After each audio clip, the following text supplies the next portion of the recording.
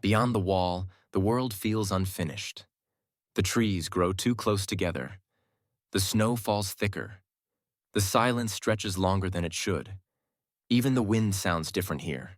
Sharper, more deliberate, like it's searching for weakness. You are a ranger of the night's watch. And this is where you spend most of your life. You don't wake up in a warm bed. You wake on frozen ground, wrapped in damp furs that never fully dry. Your breath fogs the air the moment your eyes open. Sleep is light and fractured. You learn quickly that deep rest is dangerous. Out here, you don't relax. You endure. There is no wall behind you now, no castle, no safety, just wilderness in every direction, stretching farther than you can imagine. This is your post. Becoming a ranger is not a promotion. It's an assignment few men want, and even fewer survive for long.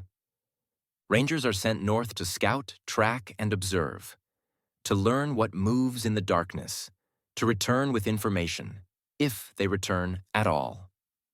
You are not here to conquer anything. You are here to watch. Your days are spent moving, slowly, carefully. Every step matters. A snapped branch can mean discovery. A careless fire can mean death.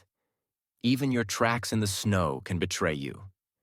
The land does not forgive mistakes. Food is always a concern. You carry what you can, but supplies are limited.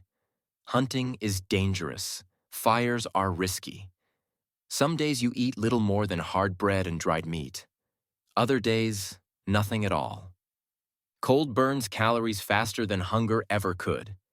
Your body grows lean. Your face hardens. Your hands lose feeling in ways that never fully return. Warmth becomes currency. Patrols stretch longer than expected. What was meant to be a few days becomes a week. Then two.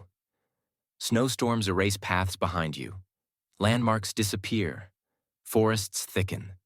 The world closes in. You stop measuring time by dates. You measure it by how much food remains, how dry your boots are, how tired the men beside you look. At night, someone is always awake. Sleep comes in shifts. Short, shallow. One man watches while the others lie still, listening to the wind beyond the firelight. You learn to wake at the slightest sound. Branches snapping, snow shifting, footsteps that don't belong to you. Sometimes it's nothing. Sometimes it isn't. Wildlings are a constant threat. They know this land better than you ever will. They move fast, quiet. They watch you long before you ever see them. Sometimes they attack. Sometimes they vanish, leaving nothing but uncertainty behind. Fights are chaotic and fast.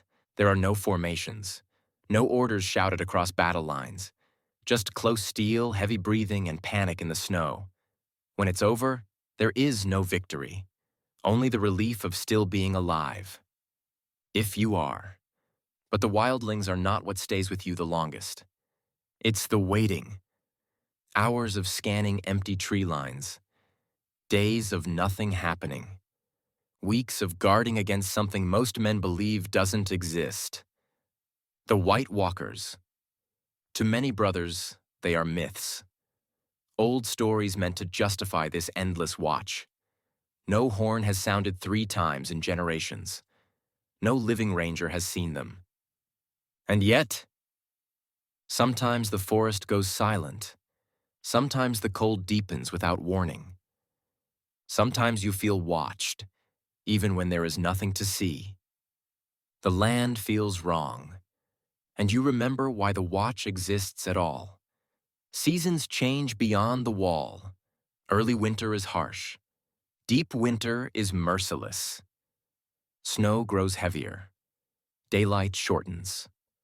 The cold settles deeper into the ground and into you. Travel slows. Fires burn faster. Frostbite becomes a constant risk. What was difficult becomes dangerous. What was dangerous becomes deadly. You begin to understand that surviving here is not about strength. It's about lasting longer than the cold. Long patrols strain men. Tempers shorten. Mistakes increase. Decisions matter more. One man moving too fast, another refusing to stop, a third growing careless with watch duty. Out here, weakness is contagious. You begin watching your own brothers as closely as the wilderness around you, not out of distrust, but necessity. One poor decision can doom everyone. Leadership is quiet and unforgiving. There is no room for debate, no room for hesitation. Orders are given calmly and followed immediately because questioning them wastes heat and time. And time kills. Death beyond the wall is unceremonious. Men slip on ice and don't rise. They wander too far from camp and vanish. Some freeze in their sleep. Others fall to sickness that would be trivial south of the wall. There are no funerals. A few words, a burned body if you can manage it. Sometimes nothing at all. You do not linger. You cannot afford to. Grief is a luxury you leave behind. Over time, the wilderness changes you. You stop thinking about the South, about warmth, about anything beyond the next few hours. You forget faces, forget voices, forget what comfort felt like. Your thoughts narrow. Am I warm enough? Can we be seen? Where do we move next? Everything else fades. Eventually, you return. The wall rises in the distance like a promise you no longer fully trust. Castle Black feels strange, too solid, too loud. Men complain about cold and food, and you feel an unexpected resentment. They don't know how bad it can be. You rest, you eat, you sleep indoors, and still, you don't feel safe. Before long, you are sent north again. There is no one last patrol.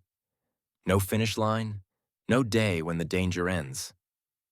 Some rangers last years, many do not. The lucky ones grow older quietly. Their bodies stiffen, their hearing dulls, their eyes remain trained north. The unlucky ones disappear into the wilderness, their names remembered briefly before fading into routine. No songs are written for them.